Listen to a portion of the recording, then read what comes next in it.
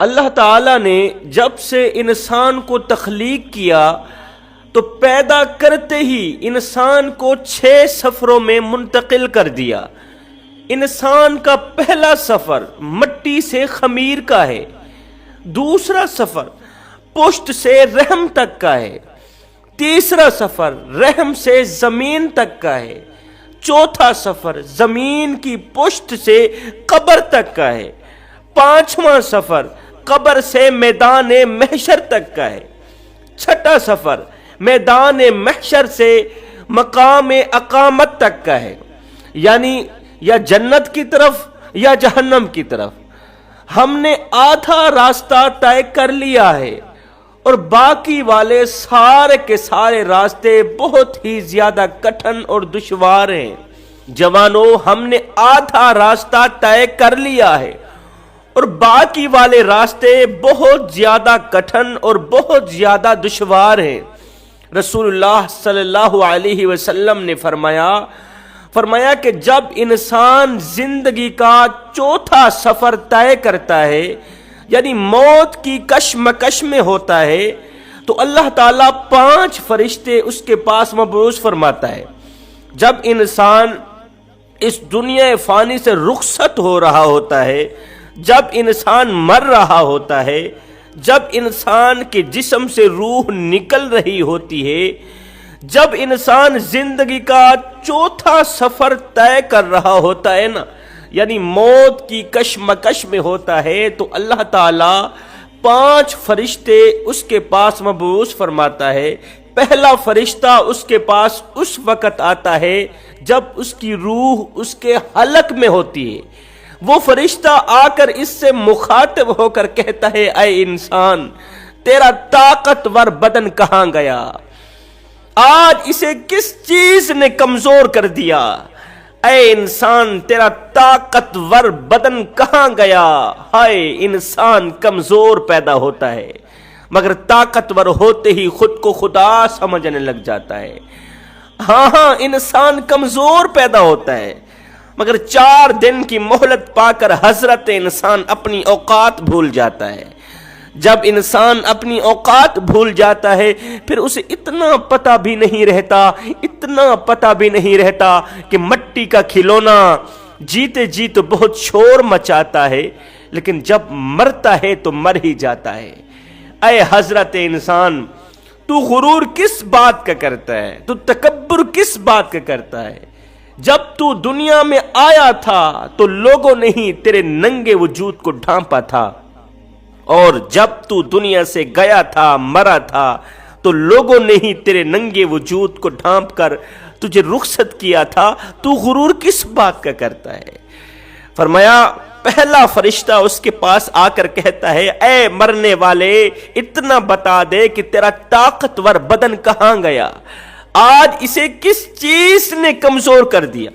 آج تیرے طاقتور موٹے تازے بدن کو کس چیز نے لاغر کر دیا؟ بتا تو صحیح، آج تیری خوش بیان زبان بولنے سے قاصر کیوں ہے؟ آج اس کو کس نے خاموش کر دیا؟ آج اسے کس چیز نے جکڑ لیا؟ آج تیرے گھر بار، رشتہ دار، دوست، احباب کہاں ہیں؟ انہیں کس چیز نے وحشت میں ڈال دیا؟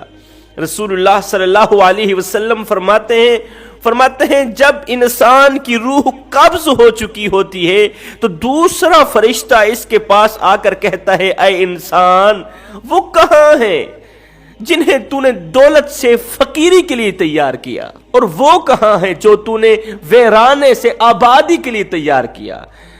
وہ کہاں ہیں جو تیری وجہ سے تباہی کا شکار بنے؟ اور وہ سب کہاں ہیں جو تیری وجہ سے مقام و مرتبے سے سرفراز ہوئے؟ فرمایا، جب مرنے والے کا جنازہ کندھوں پر اٹھایا جاتا ہے نا، تو تیسرا فرشتہ آ کر پکار کر کہتا ہے، اے انسان، آج تو نے بہت دور تک کا سفر کرنا ہے۔ اے انسان، آج تو نے بہت دور تک کا سفر کرنا ہے، لمبا سفر کرنا ہے۔ اتنا طویل سفر تو نے کبھی نہیں کیا جو آج کرنا ہے۔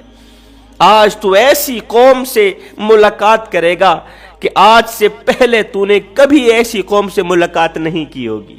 اے انسان آج تو ایسی تنگ جگہ میں داخل ہوگا کہ تو پہلے کبھی بھی اتنی تنگ جگہ میں داخل نہیں ہوا تھا. آج اگر تو اللہ کی خوشنودی سے سرفراز ہو گیا تو تجھے مبارک ہو، اور اگر اللہ کی ناراضگی میں مردود ہوا تو تیری ہلاکت، ہائے تیری ہلاکت. فرمایا جب انسان کو قبر میں رکھا جاتا ہے تو چوتھا فرشتہ آ کر پکار کر کہتا ہے اے انسان، کل تک تو مٹی کی پشت پر چلتا تھا، آج تو اس کے پیٹ کے اندر لیٹے گا. کل تک تو مٹی کے اوپر چلتا تھا، آج تو مٹی کے اندر لیٹے گا. کل تو اس کے اوپر ہنستا تھا، آج تو اس کے اندر روئے گا. پہلے تو اس کی پشت پر گناہ کرتا تھا، پہلے تو مٹی کی پشت پر گناہ کرتا تھا، اب اس کے اندر شرمندگی اٹھائے گا. اب جب میت کے اوپر مٹی برابر کی جاتی ہے، میت کو مٹی میں دفن کر دیا جاتا ہے، اس کے رشتہ دار واپس چلے جاتے ہیں، تو پانچواں فرشتہ آ کر اسے پکار کر کہتا ہے اے مرنے والے اور قبر کے اندر لیٹنے والے، اے مرنے والے انسان، تجھے تیرے عزیز و اقارب نے تجھے دفن کر دیا اور تجھے اکیلا چھوڑ کے چلے گئے. اگر یہ تیرے پاس قیام بھی کرتے تب بھی تجھے نفع نہ پہنچا سکتے تھے. تو نے دولت اکٹھی کی دوسروں کے لیے، حلال و حرام کی تمیز کیے بغیر مال جمع کیا دوسروں کے لیے. آج تو دیکھے گا کہ قبر تیرے ساتھ کیسا سلوک کرتی ہے. اس کے بعد اگر یہ مرنے والا گنہگار ہوتا ہے، بدکار ہوتا ہے، سیاہکار ہوتا ہے، اگر اس نے اپنی جوانی آوارگی میں گزاری ہوتی ہے، زندگی غفلت میں گزاری ہوتی ہے، تو قبر کہتی ہے اے نادان، تیرا آنا نامبارک ہو، تیرا آنا نامبارک ہو. دنیا میں جتنے بھی لوگ میرے اوپر چلتے تھے ان میں سب سے زیادہ مجھے گندا تو ہی لگتا تھا، مجھے برا تو ہی لگتا تھا. میرے کریم آقا فرماتے ہیں اگر وہ نیکوکار ہوتا ہے تو قبر بہت زیادہ خوش ہوتی ہے، کہتی ہے تیرا آنا بہت بہت مبارک ہو. قبر اللہ کے نیک بندے کو ویلکم کرتی ہے، کہتی ہے دنیا میں جتنے لوگ میرے اوپر چلتے تھے نا، ان تمام لوگوں میں سے سب سے زیادہ مجھے اچھا تو ہی لگتا تھا، سب سے زیادہ مجھے پیارا تو ہی لگتا تھا. میرے کریم نبی فرماتے ہیں جب انسان قبر میں جا رہا ہوتا ہے تو دو صورتوں پر پچھتاتا ہے. اگر مردہ گنہگار ہوتا ہے تو اس بات پر پچھتاتا ہے، روتا ہے، چیختا ہے، چلاتا ہے کہ وہ توبہ کیوں نہ کر سکا، وہ نماز کیوں نہ پڑھ سکا، وہ قرآن کیوں نہ پڑھ سکا. اور اگر وہ نیکوکار ہوتا ہے پھر بھی پچھتاتا ہے. پوچھا گیا یا رسول اللہ نیکوکار دفن ہوتے وقت کیوں پچھتائے گا؟ فرمائے اس لیے، اس بات پر پچھتائے گا کہ وہ اور زیادہ اعمال کیوں نہ کر سکا، وہ اور زیادہ نوافل کیوں نہ پڑھ سکا، وہ اور زیادہ عبادت کیوں نہ کر سکا. جوانوں، یہ زندگی کے لمحے تمہارے اور میرے لیے غنیمت ہیں. انہی لمحوں میں کچھ کر لو، انہی لمحوں میں کچھ اکٹھا کر لو، انہی لمحوں میں خدا کی یاد اور محبت کے دیے اپنے دل میں جلا لو. انہی لمحوں میں نماز پڑھ لو، قرآن پڑھ لو، اللہ رسول کو راضی کر لو. معلوم نہیں پھر فرصت ملے نہ ملے، معلوم نہیں پھر یہ زندگی کے لمحے ملے نہ ملے. کوئی بن گیا رونق پکھیاں دی، کوئی چھوڑ کے شیش محل چلیا. کوئی پلیا ناز تے نخریاں وچ، کوئی ریت گرم تے تھل چلیا. کوئی بھول گیا مقصد آون دا تے کوئی کر کے مقصد حل چلیا. اتھے ہر کوئی فرید مسافر ہے، کوئی اج چلیا تے کوئی کل چلیا.